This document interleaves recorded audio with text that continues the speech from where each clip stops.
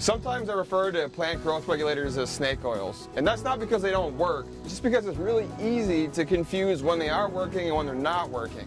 And we kind of discussed that in other videos this summer about how mineralization rate and the weather and fertilizer release can all trick us into thinking that the surge in growth that we're seeing is a result of the rebound phase of growth suppression and not a result of the fertilizer. And so a lot of times we'll hear my PGR is not lasting very long or it never worked.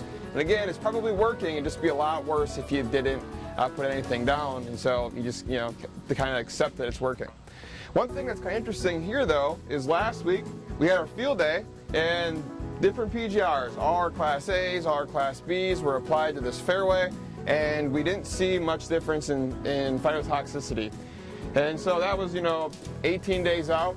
Sure enough, a couple days after field day was over, 21 days after field day, and this phytotoxicity appeared.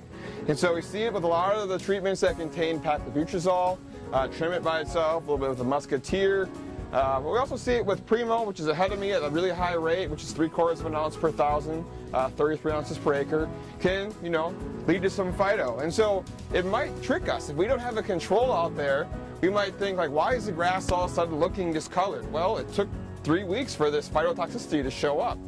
It also corresponds well with peak suppression. We're seeing that with our growing degree day models, that on fairways we don't see peak suppression until about 250 to 350 growing degree days. And so that corresponds well. So the plants that are really suppressed that contain paclobutrazol and even high rates of Primo have the worst amount of phyto. So this phyto is corresponding with that growth suppression. And so we're seeing this here on our bentgrass fairways. We're also seeing it now with some research we're collaborating on with Jim Kearns and his grad student Wendell at North Carolina State University, where we're looking at Anuew and Primo at different rates on ultradwarf bermudagrass.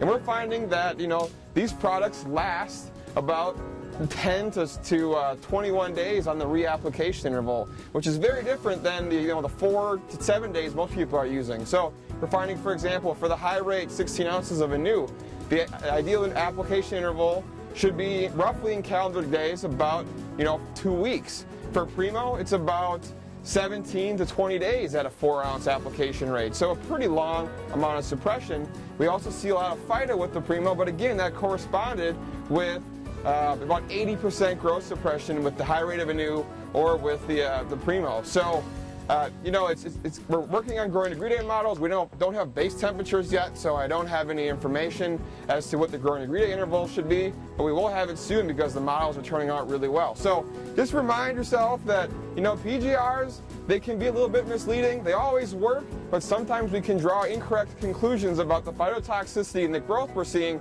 because of other things going on in the field. And so again, the best way to use these products is to use our Greenkeeper app and our growing degree day systems to give a little bit of peace of mind in what's going on with the degradation and performance of your favorite plant growth regulator.